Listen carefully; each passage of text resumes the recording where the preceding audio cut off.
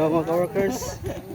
So mayroon naman tayong project. Nandito kami sa Matag Oblate. Ayan. Medyo layo-layo yung aming trabaho. Ayan. So yan, puro may mga palay oh. Ayan, mga ka-workers.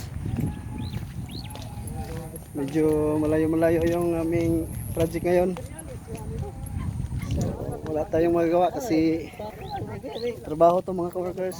Oh, bako to nila. So tayo yung nagawa ng sketch plan, tayo rin ang magtrabaho. So ayan, simula pa lang namin ngayon. So ayan,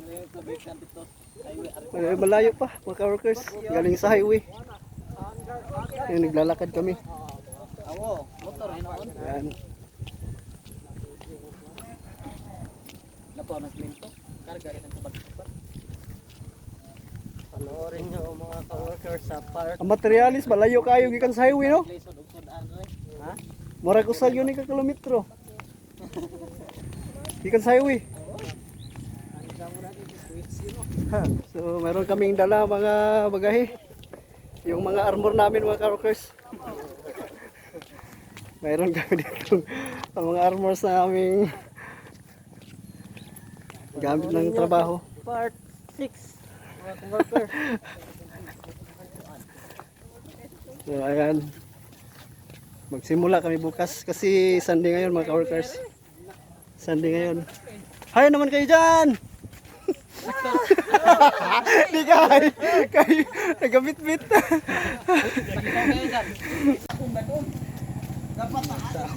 So nakabot na gano'n sa mong site. So ayan ang mga materialis mga ka-workers. So ayan ang mga nakaready na yung mga materialis. Ayan itong buhangin.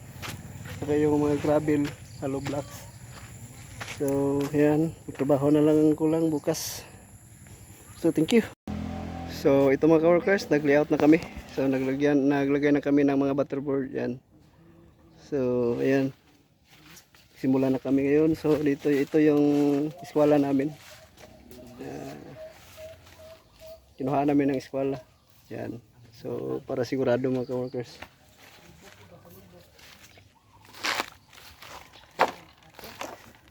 So ayan, ito yung nylon namin. Kinuha namin ng eskwela. So ayan.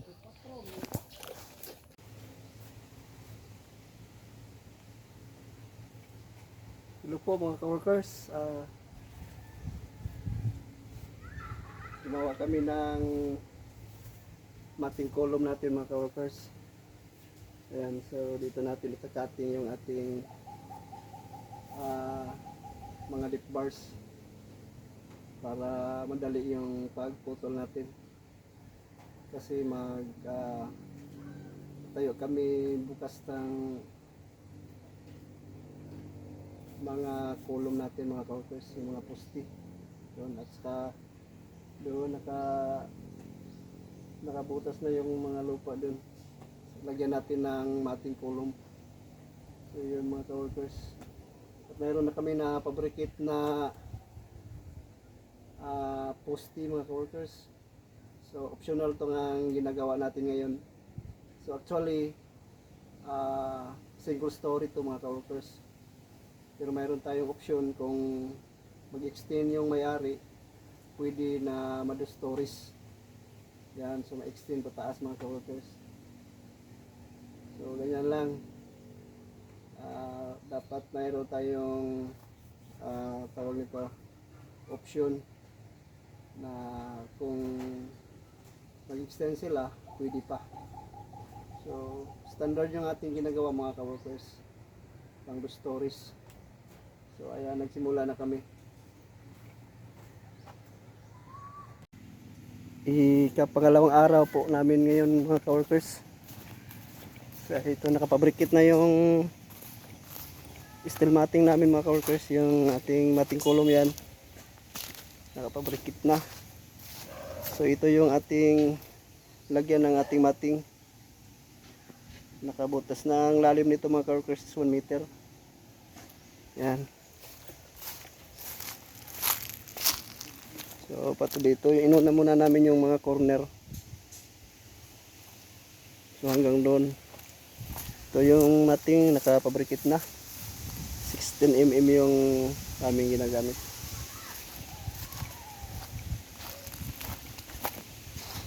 Ito dito, mga corner inuna namin.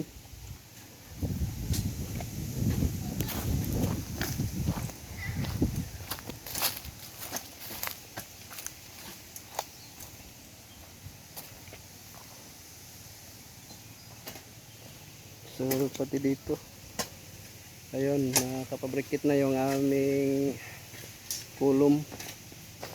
16mm din yung ating vertical. So bali 6 yung vertical namin. Preparation for the stories. Ayan. So dito namin i-bend namin yung aming mga bars. Ayan, ang sukat ng aming layout ngayon is 80 square meter lang, 8 by 10. So ayan, 10 poste. So abangan nyo po mga ka-workers. So ito yung ating kolom. So yan mga ka-workers, galing dito sa dulo at saka dito nga dulo is 1 meter yung ating pinuputol. At binend namin ng 10 cm kada dulo para may pasok natin dito sa ating butas na 1 meter. So ayan po mga ka-workers.